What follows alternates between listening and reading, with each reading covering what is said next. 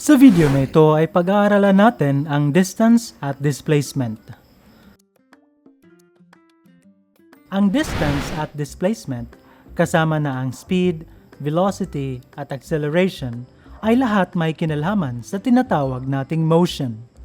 Pero una, ano nga ba ang motion? Motion is the change in position or location of an object over a period of time. Ibig sabihin, ang motion ay ang pagbabago sa lokasyon ng isang object. Pero, paano nga ba natin masasabi na nagbago ang lokasyon? Paano natin mailalarawan ang pagbabago ng nasabing lokasyon? Tama! Dito na natin magagamit ngayon ang distance, displacement, speed, velocity at acceleration. Ginagamit natin ang mga ito para mailarawan ang motion ng isang object. Pero in this video, unahin muna nating pag-usapan ang distance at displacement. Ano nga ba ang pagkakaiba ng dalawa? Tingnan natin to. Imagine na ikaw ito papunta sa isang lokasyon ng tindahan sa isang parke.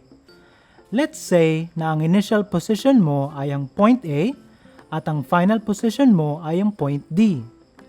Now, ito ngayon ang haba ng nilakad mo o distance traveled mula point A hanggang point D. Ngayon, ilang metro naman kaya ang distance ng nilakad mo? Ipagpalagay natin na ang haba ng point A to point B ay 7 meters. Ang point B to C naman ay 6 meters. At ang point C to D naman ay 7 meters. Kung i-add natin itong lahat, ang total distance ng nilakad mo ay ilan? Tama! 20 meters lahat ang distance ng nilakad mo. So, from this example, masasabi natin na ang distance ay ang kabuuang haba ng nalakbay, or in English, distance is the length of the entire path that an object traveled. Klaro ba? Very good. Now, ano naman yung displacement? Dito ay hindi tayo interesado sa haba ng nilakbay ng isang bagay. Going back to our example, ang ibig sabihin lang nito ay hindi tayo interesado sa haba ng nilakad mo. Instead, mas interesado lang tayo sa layo ng initial position mo sa final position mo rin. In this case, ipagpalagay natin na ang layo ng initial position sa final position mo ay 6 meters. Ito na ngayon ang displacement mo, which is 6 meters. Again, ang displacement mo ay ang layo ng initial position mo sa final position mo rin at hindi yung haba ng nilakbay mo. Base ngayon sa example, masasabi natin na ang displacement ay ang pinakamaikling distansya ng initial position sa final position. Or in English, displacement is the shortest distance between the object's initial and final position. Klaro ba? Good job! Ngayon, importante na malaman natin na ang displacement ay isang vector quantity. Ibig sabihin lang ay meron dapat itong magnitude at direction.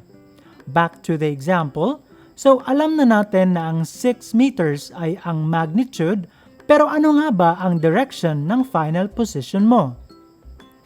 Tama, ang direction ay north dahil nasa north ang final position mo, which is ang tindahan. So ngayon, ang tamang pagsulat ng displacement ay 6 meters north. Klaro ba? So teacher, kung ang displacement ay vector quantity, ano naman ang distance? Good question. Ang tawag naman sa distance ay scalar quantity. Ibig sabihin, ito ay may magnitude lang at wala ng direction. Klaro ba? Very good. Again, distance is the length of the entire path that an object traveled, while displacement is the shortest distance between the object's initial and final position. Klaro ba? Kung ganon, sagutin mo ito. Kapag sumakay ka ba ng bus o taxi papunta sa destination mo, ang bayad mo ba ay nakadepende sa distance or displacement? Tama! Of course, ito ay nakadepende sa distance. Dahil kapag displacement ang pinagbasehan sa pamasahe mo, tiyak na malulugi ang may-ari ng bus o taxi. Kaya minsan, naloloko tayo ng ibang drivers ng taxi o tricycle kapag nasa lugar tayo na di natin alam. Ang lapit lang pala ng pupuntahan natin, pinapahaba pa ng driver ang biyahe sa pamamagitan ng pagpunta sa ibang lugar. Kaya importante na alam mo ang distance at displacement. Kung nagustuhan mo ang video na ito, please like this and subscribe. Pag-aaralan naman natin sa next video ang iba-ibang paraan sa pag-calculate ng displacement. Muli, this is Literacy Corner. See you in the next one.